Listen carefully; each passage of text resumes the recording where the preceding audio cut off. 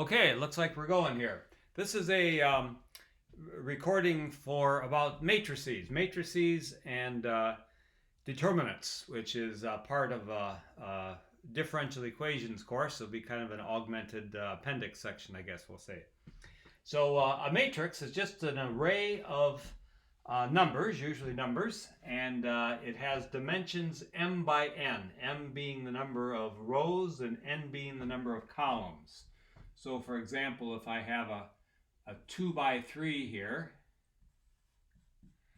might be 1, 1, 4, 2, 3, 1, something like that would be a 2 by 3 matrix. And given a 2 by 3 matrix, you can add it to another 2 by 3 matrix in the way you would expect. I'm not going to do all of the work, but if you just have another one here, let's just make this one 1, 1, 1, 1, 2, 3, then what would you do? You add this one to this one and get 2, add these two and you get 2, add 4 and 1 and get 5, and so on. And so that would be the sum of two matrices. Notice that the matrices have to be in the same dimension in order to be able to add them, otherwise it doesn't make sense. You can also multiply a matrix by a constant. So if you take that same matrix and multiply it by 5, then again you do the usual thing. You'd go 5, 5, 20, and so on. You just multiply each of those things by 5. So that's what it means to multiply by a scalar. Given matrices like this, you can also have what's called the additive identity matrix. It's the matrix that if you add it to any matrix, you'll get that same matrix back, and you can kind of see what it's going to be. It's just the matrix with all zeros. You can add that on either side of this one, and you're going to get the same matrix back. So that's called the additive identity, or the zero matrix. If you do have a zero matrix such as that, then you can also have what's called the additive inverse for a matrix. In other words, what's the matrix that I have to add to this one in order to get the identity? And again, that's easy enough to see. It's going to be -1, -1, -4, and so on. To add those, you're going to end up with the zero matrix. Okay, so let's see. I think that's all true. Another thing which is true is if you have two matrices, again, they have to be of the same dimension in order to add them. It doesn't matter which way you add them. You can add them in either order, and you're going to get the same thing. Also, if you have A times the quantity B plus C, you're going to get the same thing as if you take A plus B and then add that to C. So in either way, you'll get the same result. So you might see where I'm kind of heading with this. A vector space is a collection of things which satisfy 10 different properties. And I've just gone through several of the properties already. That if you add two things, you're going to get another one of the same. If you multiply by a constant, you'll get something else in there. It satisfies this. It satisfies this. It has an identity. It has additive inverses, and it has a few other properties as well. But any collection of things that satisfies all those is called a vector space. So the collection of all m by n matrices for any particular m and any particular n is indeed a vector space, which is kind of nice to know. The collection of all, say, fifth degree polynomials is also a vector space, because if you add two of those together, you'll get another fifth degree polynomial. It doesn't matter which order you add them and such. Okay, so the reason I bring that up is because for any number like fifth degree or eighth degree or 10th degree polynomials, those are all vector spaces. It's also the case that the collection of all polynomials is a vector space. So you can take them all polynomials and you can add them together, and it satisfies all 10 properties.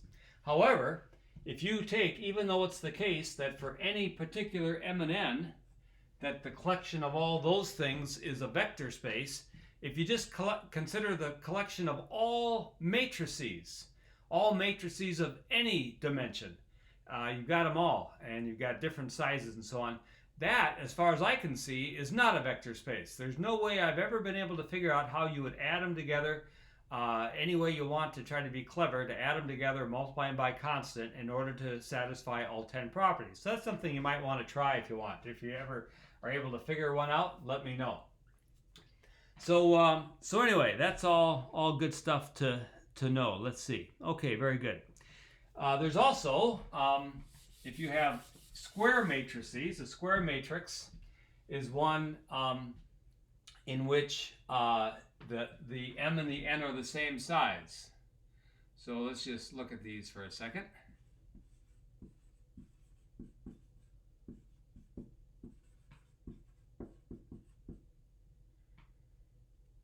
You know what? I'm gonna come back. Well, I might as well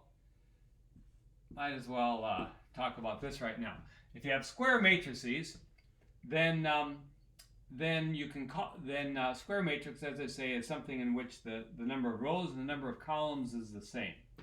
So it might be a 5 by 5 or a 4 by 4, whatever. And so if you have a square matrix, let's just take a simple one. 1, 2, 3, 4, 5, 6, 7, 8, 9. Then if you add the entries down the main diagonal, the diagonal going from the upper left to the lower right, that's called the trace. So if this matrix is A, then we say that the trace of A is just the sum of those, 1 plus 5 plus 9, which I guess adds up to 15. That's called the trace. Okay? You also have what are called diagonal matrices. A diagonal matrix, again, if it's it's a square matrix, is one in which everything off the diagonal are all zeros. So that would be an example of a diagonal matrix. You could have zeros on the diagonal as well, but the point is, off the diagonal, for sure, you have zeros. That's called a diagonal matrix. Okay.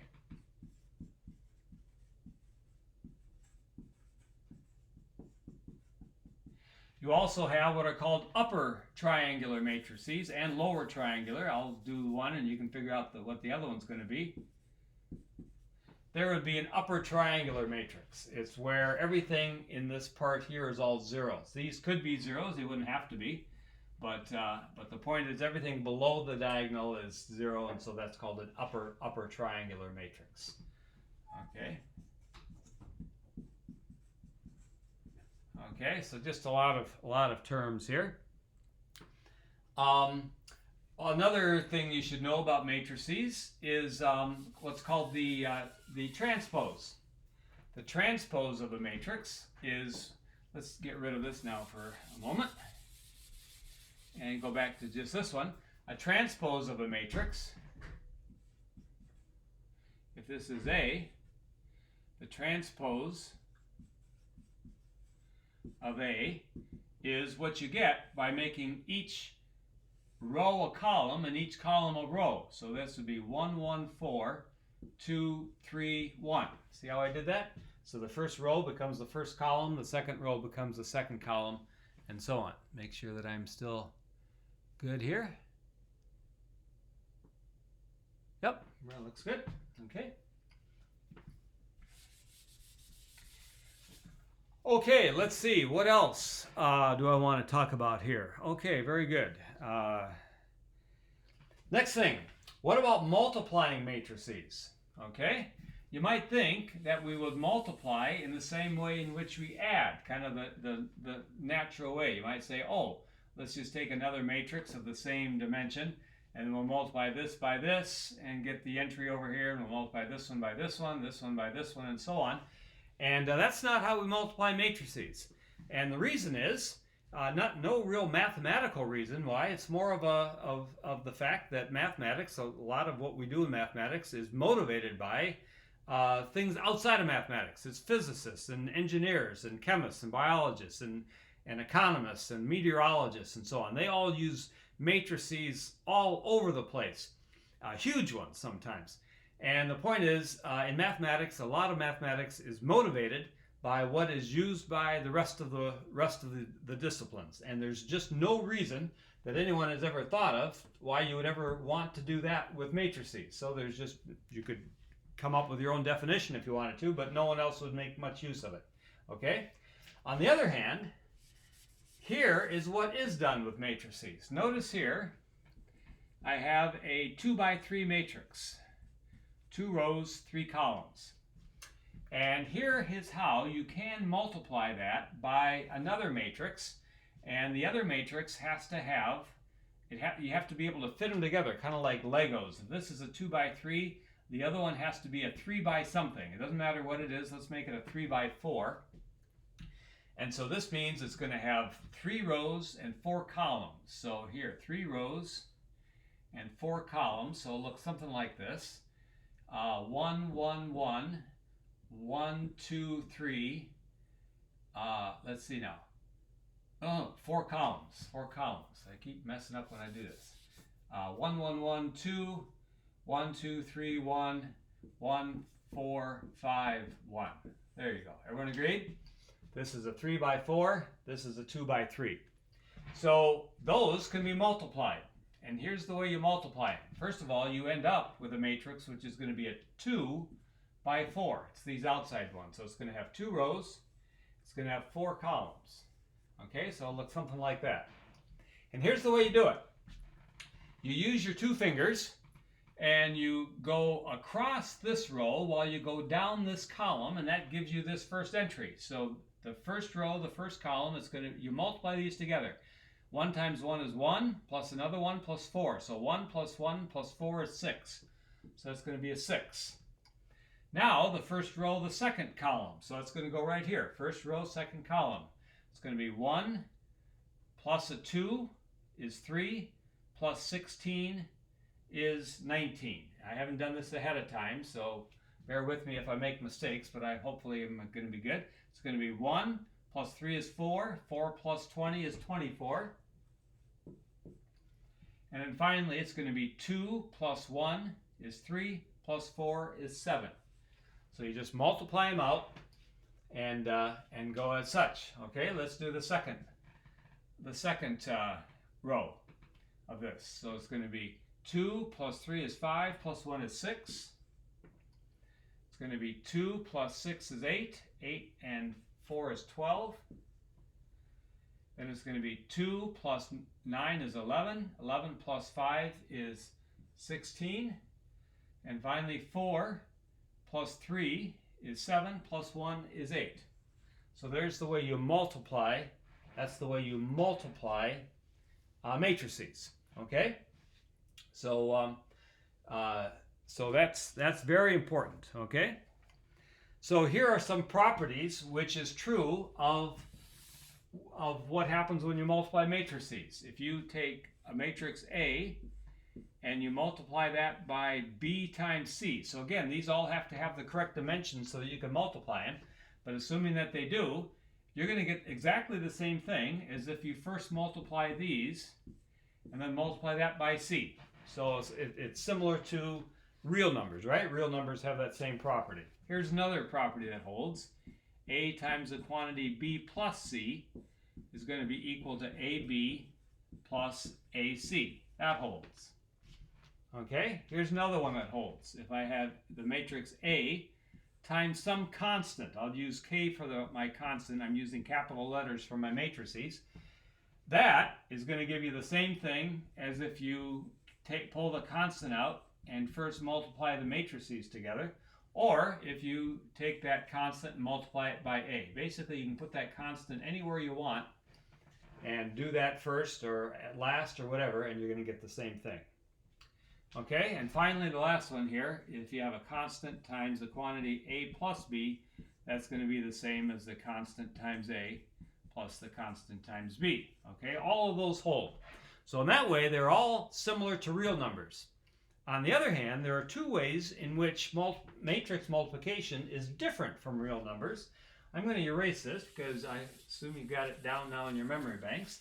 Here's the way in which it's different. Watch this. If I multiply the matrix 1, 3, 4, 2 times the matrix -2, 3, 1, -2, and I'm going to assume now that you can stop the video and do this on your own, so I'm not going to take time to do it just for sake of time, but you check it out, and when you multiply those out, you're going to get the matrix 1, -3, -6, 8.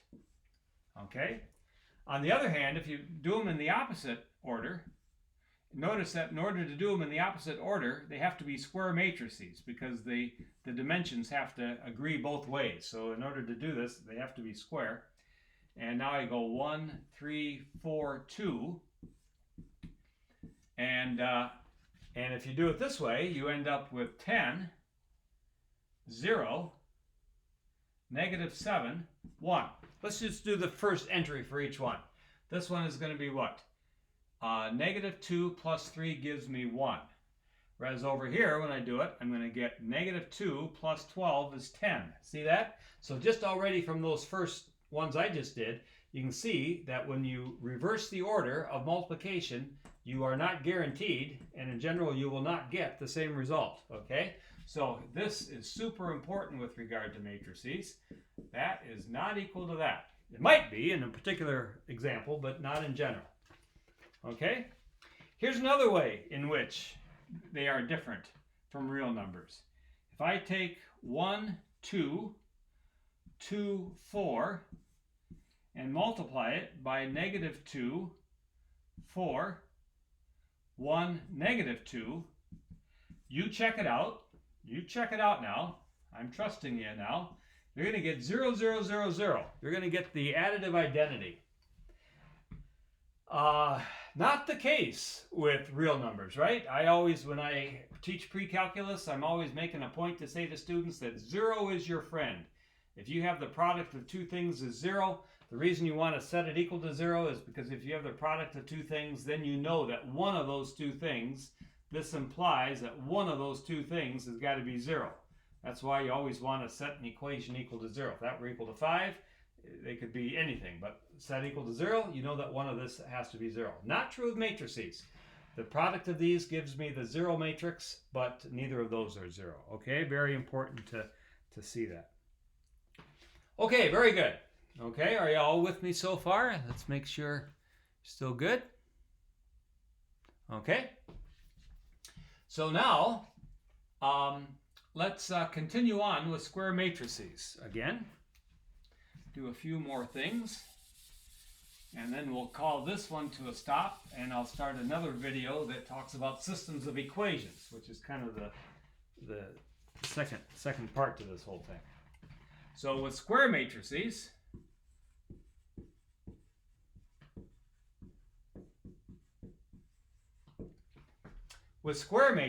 first of all, we have a multiplicative identity. We have a matrix that if you have any square matrix here, whatever it is, and I multiply it by this identity, I'll get the same matrix back again. So if I have A and I multiply it by the multiplicative identity, I will get the same thing. In fact, I will get it in either order. I will get the same thing back again when I multiply. So let's just do an example here. I'll do a 2 by 2 just to make it easy. And the multiplicative identity is the one that has 1s down the diagonal and 0s everywhere else. So if you check that out, you go ahead and check it out and multiply it out, and you'll see that you will end up with exactly the same thing as this. And again, you should do this on your own. You do it both ways, and you'll see that you get this. It doesn't matter which one comes first. So that's called the multiplicative identity. Okay?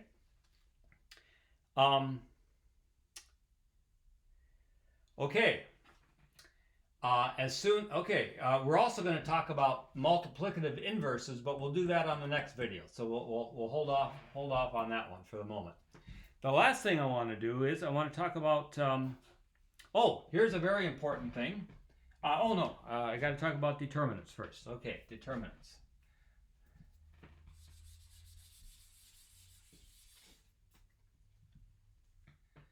A determinant of a 2 by 2 matrix.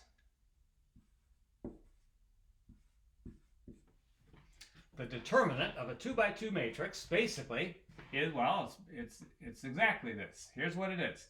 You go down this diagonal, it's AD, and then you go down this diagonal and you subtract it. So it's going to be AD minus BC. So what you're doing is, you can think of it as like a function. It's a function where you stick in a matrix and you get out a real number. You're just getting out a real number here. So that's called the determinant of a matrix, okay?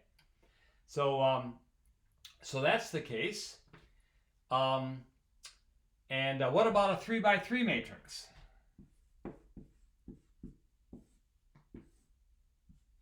A, B, C, D, E, F, G, H, I. What's the determinant of that? Well, here's what you do. You have to basically break it up and write it as a whole bunch of determinants of 2 by 2s. So what you do is you can choose any row or column that you want to. I'll choose maybe the most natural one here. I'm going to choose this one right here. And it's called expanding over a row or column. So I'm going to expand over the first row. And the way I do it is I start by taking this value A and I multiply that by the determinant of, I cross out both the row and the column that A is in, and notice I'm left with EFHI. EFHI. So I get that right there. Okay, now I continue this. And I'm going to go B times the determinant of, doggone, I'm going to run out of room here, but I cross out the row and the column that B is in, and I'm going to be left with DFGI. DFGI. And finally, I'm going to get C times the determinant with what happens when I cross out both the row and the column that C is in. DEGH. DEGH. And now, what do I do with these? Here's what I do. I either put a plus or a minus in front of each of these. And the way to determine whether it's a plus or a minus is I always start in the upper left-hand corner, and that's a plus. And then from there, I go either down or over, it doesn't matter. And you'll always end up with the same either plus or minus. Let me just show you. So this is going to be a plus A. So I don't change it, it's just A. And now for the B, I'm going to go plus minus. So it's going to be a minus this. And then it's going to be plus minus plus. So it's going to be plus this. Okay? So those are the signs that you put in between them. So notice if I had done them differently, if I'd gone plus minus plus minus plus minus, I'd still end up with a minus. If I go plus minus plus minus plus minus plus, I'd end up with a plus right there. So that's the way you do it. So you can expand over any row or column that you want. Let's expand over another row. I'm going to give myself a little more room here. And let's expand over this column this time. Okay? So I'm expanding over this column. I go plus minus. So it's going to be a minus B times the determinant with, I cross out the row and the column that B contains the B, and I'm left with DFGI. DFGI. Then what? Plus minus plus. So it's going to be plus E times the determinant of, cross out the row and the column that has the E, and I'm going to be left with ACGI. ACGI. And then finally, plus minus is going to be minus H times the determinant of H is going to be what? ACDF. ACDF. There you go. Okay? So that's a 3 by 3. A 4 by 4 is much messier because you start with a 4 by 4 by doing the same thing. You choose any row or column that you want, but now you do the same thing with your plus minus. If this is an A here, it's going to be A times the determinant, and you cross out the row and the column that A's in, and now I'm going to have a 3 by 3 there. See that? And so you're going to get, you expand over this row, and you're going to get 4 3 by 3s. This is a B now. It's going to be a minus B times this other determinant, and then plus C times the determinant, and so on. And then each one of these you're going to have to do all this stuff with. So it gets pretty messy. It's the kind of thing, obviously, that a computer is great at because they don't mind just doing all that grunt work. But anyway, that's the determinant. So we will be talking about determinants later in the next video, but I want to show you one particular way in which determinants are helpful. Okay, it's called Cramer's rule. Oh, by the way, here's something very important about determinants.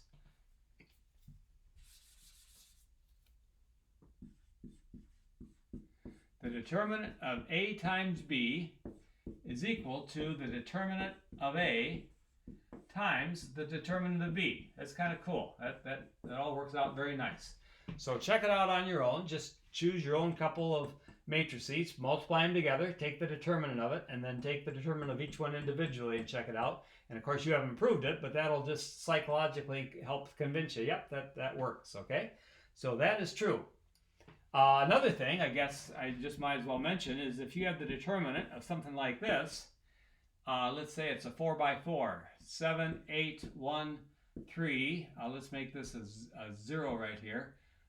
0, 1, 0, 5, 9, 3, 0, 4,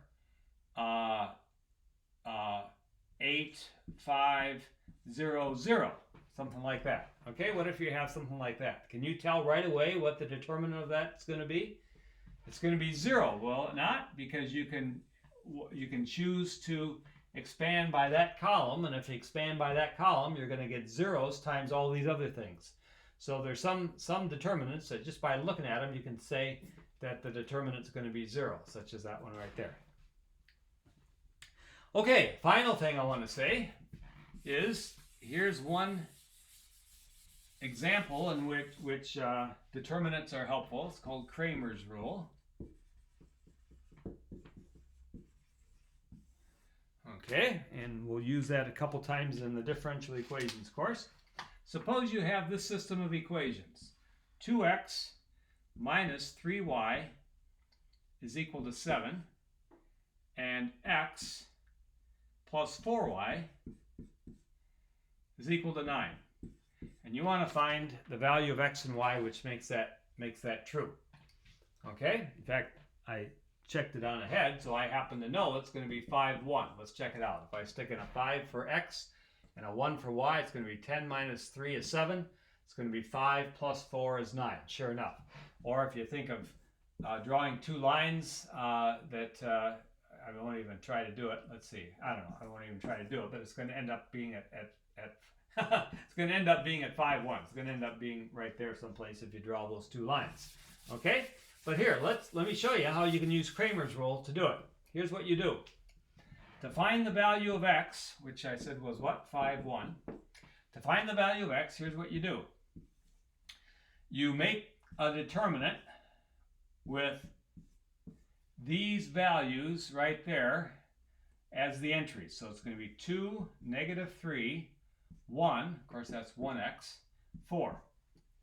And then for the top, it's the same thing, but since we're solving for x, you replace these values with your solution values here. So it's going to be 7, 9, replacing the ones in front of the x, and then 3, 4 right there.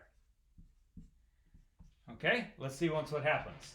What's the value of this determinant? 28 minus 27 is 1. On the bottom, it's going to be 8. It's going to be 8. Did I do that right?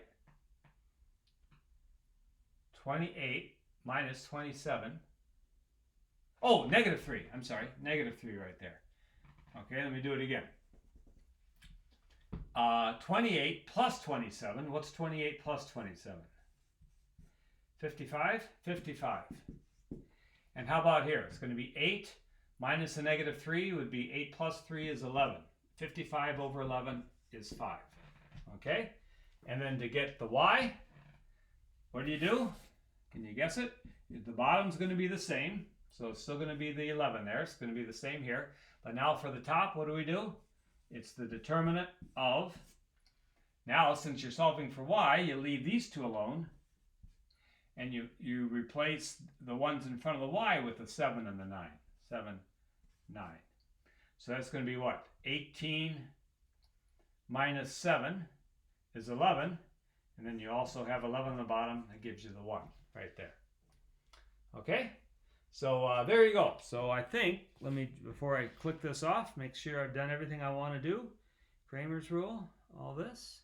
I think that's good. Okay, so the next video, make sure you watch the next one, is going to be on systems of equations, which will make use of all this stuff.